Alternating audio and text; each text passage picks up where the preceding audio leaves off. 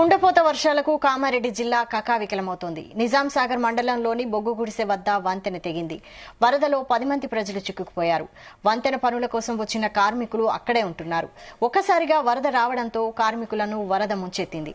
Water tank పైకి ఎక్కి సహాయం కోసం ఎదురు చూస్తున్నారు కార్మికులు. తమను కాపాడాలని ఆర్తనాదాలు చేస్తున్నారు. సమాచారం తెలిసిన వెంటనే నిజాం సాగర్ మండలంలోని బొగ్గు గుడిసె వద్దకు బయలుదేరారు కలెక్టర్ కిరణ్మయి. హెలికాప్టర్ రప్పించి వారి ప్రాణాలు రక్షించేందుకు ప్రయత్నాలు చేస్తున్నారు.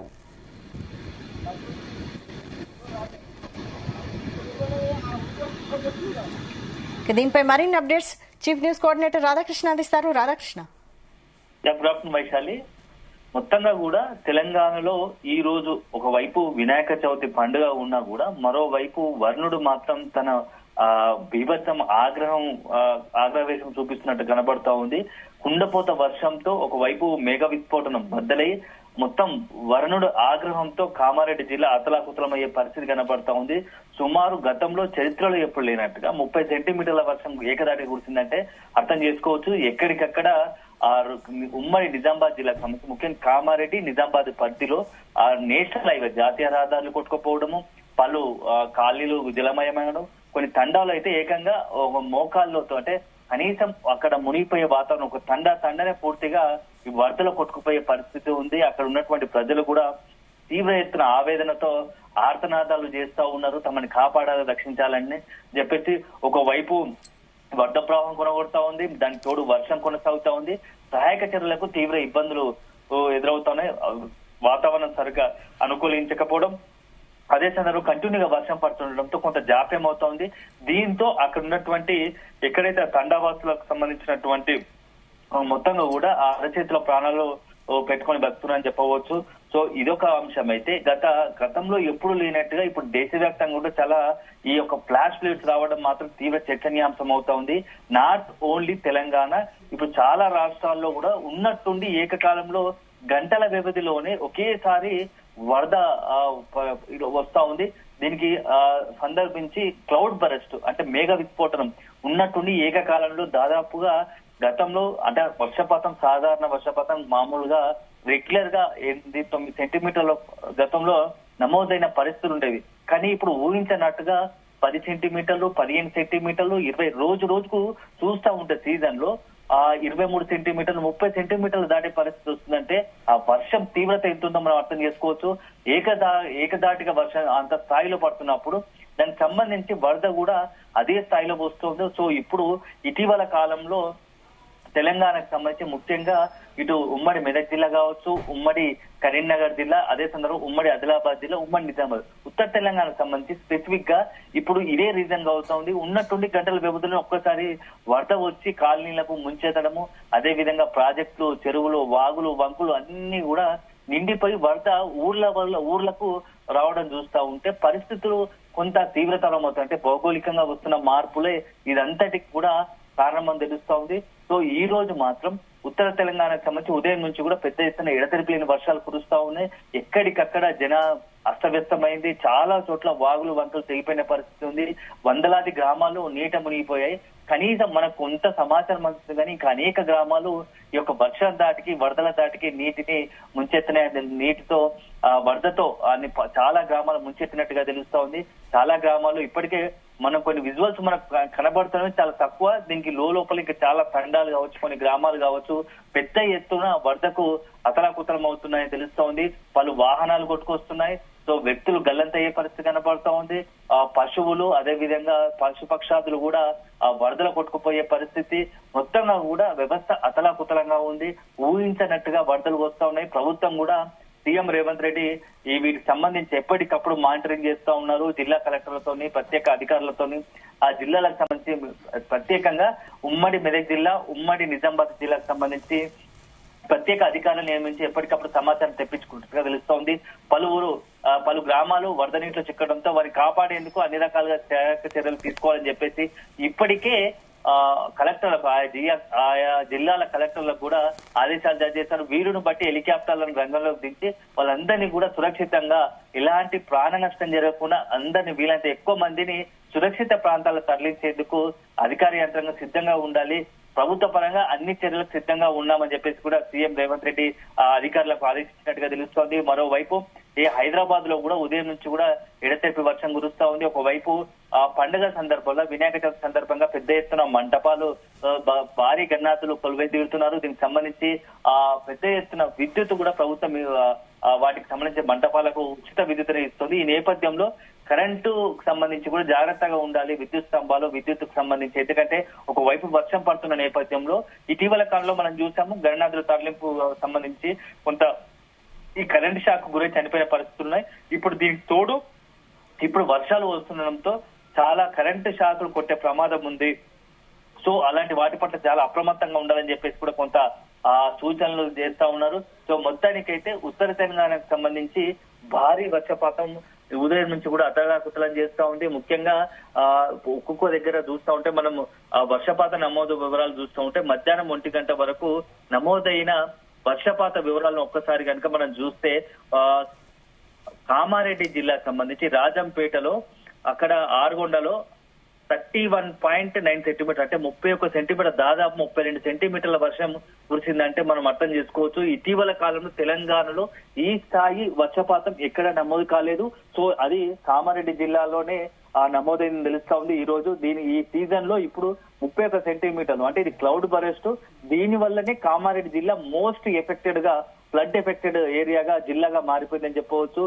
మొత్తంగా కూడా ఆ కామారెడ్డి జిల్లాకు సంబంధించి చాలా వందలాది గ్రామాలు పలు మండలాలు కూడా పూర్తి స్థాయిలో వరదలో చిక్కుపోయి ప్రయాణానికి అంటే రోడ్లు చిన్నాభిన్నమైపోయి వాగులు వంకులు తెగిపోయిన పరిస్థితి కనపడుతోంది. అంటే దాని తీవ్రత ఎలా ఉంటుందో మనం ఆలోచించవచ్చు. ఇది ఇటీవల కాలంలో 15-16 సెంటీమీటర్ల వర్షం పడ్డప్పుడే చాలా డ్యామేజ్ జరిగిన పరిస్థితి ఉంది. సో ఇప్పుడు ఈ 31 సెంటీమీటర్ల వర్షం పడడంతో అది రోడ్డు దెబ్బతినమే కాదు, పంట పొలాలను మొత్తం వరద నీరు ముంచెత్తింది, గ్రామాలను ముంచెత్తింది. చాలా మంది కొన్ని చోట్లయితే బిల్డింగ్ల పైకి వచ్చి తమను కాపాడాలంటూ అక్కడ ఉన్నటువంటి స్థానిక ప్రజలు ఆర్తనాదాలు చేసే పరిస్థితి కనబడుతోంది. సో అదొక రకంగా ఉంటే ఇక మరొకటి మెదక్ జిల్లాకు సంబంధించి హవేలీ గణపూర్ లో 20 సెంటీమీటర్ల వర్షం పడింది. హవేలీ గణపూర్ లో కూడా ఒక తండావాసులు పూర్తిగా ఈ వరదలు చిక్కుపోయారు. వాళ్ళు కూడా ప్రాణాలను కాపాడాలని చెప్పి ఆర్తనాదాలు చేస్తా ఉన్నారు, రక్షించమని. ఒకటే రకంగా ఉదయం నుంచి కూడా వాళ్ళు చాలా ప్రాణాలు అరిచేతిలో పెట్టుకుని బతుకుతున్న పరిస్థితి. వీళ్ళంత వరకు అక్కడ కొంత రెస్క్యూ చేసి ఒక 4-5 కాపాడినా చాలా మంది ఇంకా బిల్డింగ్ల పైనే ఉన్నట్టుగా తెలుస్తోంది. ఆ తండాను పూర్తిగా వరద నీరు ముంచెత్తినట్టుగా తెలుస్తోంది. ఇక ఇదిలా ఉంటే నెక్స్ట్ కామారెడ్డి జిల్లాకు సంబంధించి బికునూరులో 19 సెంటీమీటర్లు, అదే విధంగా పాత రాజంపేటలో 18 సెంటీమీటర్లు, రామాయంపేట మెదక్ జిల్లాకు సంబంధించి 16 సెంటీమీటర్లు, అదే రకంగా కామారెడ్డికి సంబంధించి ఎల్పుగొండలో 13 సెంటీమీటర్లు. ఇలా దాదాపుగా చూసుకుంటా పోతే కామారెడ్డి మెదక్ జిల్లాలో దాదాపుగా మోర్ దెన్ అంటే దాదాపు 14-12 సెంటీమీటర్ల పైన వర్షపాతం నమోదైంది. ఇలా చాలా చోట్ల 10 చోట్లకు పైగా. సో దాని వల్లనే ఒక్కసారిగా ఈ ఫ్లాష్ ఫ్లడ్స్ వచ్చాయి. సో ఇది కేవలం తెలంగాణకు పరిమితం కాదు. నిన్న మొన్న మనం గత వారం 10 రోజులుగా చూస్తుంటే ఇటీవల కాలంలో దేశవ్యాప్తంగా కూడా హిమాచల్ ప్రదేశ్ కావచ్చు, జమ్మూ కాశ్మీర్ కావచ్చు, ఉత్తరాఖండ్ కావచ్చు ఉన్నట్టుండి అకాల వర్షాలు అంటే మేఘ విస్ఫోటనం ఈ మధ్య మనం బాగా గతంలో ఎప్పుడు లేనట్టుగా తరచూ ప్రతి రోజు ఒకసారి దేశంలోని ఏదైనా ఒక రాష్ట్రంలో క్లౌడ్ బరెస్ట్ మేఘాలు బద్దలయ్యాయి, విస్ఫోటనం అయ్యాయి, భారీ వరద సెంటీమీటర్లు బట్టి అంటే 20 సెంటీమీటర్లు 30 సెంటీమీటర్ల వర్షపాతం నమోదవుతోంది. దానికి ఫ్లాష్ ఫ్లడ్ ఒక్కసారిగా వచ్చి ఊర్లకు ముంచెత్తినాయి అని చెప్పేసి ఇటీవల కాలంలో మనం తరచుగా వింటున్నాము. ఇప్పుడు కేవలం అది ఈశాన్య రాష్ట్రాలకు జమ్మూ కాశ్మీర్ కు ఎక్కడ ఉన్నటువంటి నార్త్ అట్లాంటి సంబంధించి మనం అట్లాంటి రాష్ట్రాల్లో మాత్రం విన్నాము. కానీ ఇప్పుడు తాజాగా గత వారం 10 రోజుల్లో కూడా తెలంగాణలో కూడా ఈ ఫ్లాష్ ఫ్లడ్స్ అనేవి ఈ క్లౌడ్ బరెస్ట్ అని సహజ సిద్ధంగా సహజంగా మారిపోయినట్టుగా తెలుస్తోంది. ఇటీవల కాలంలో చాలా చోట్ల కూడా చాలా జిల్లాల్లో కూడా మోర్ దెన్ 10 సెంటీమీటర్లు వరంగల్ కావచ్చు, వరంగల్ భూపాలపల్లి వెంకటాపూర్ లాంటి అక్కడ ఉన్నటువంటి ఉమ్మడి వరంగల్ జిల్లాలో మహబూబాబాద్ ములుగు జిల్లాలో కనీసం అట్లీస్ట్ అక్కడ 23-30 సెంటీమీటర్ల వర్షపాతం ఉంది క్లౌడ్ బరెస్ట్.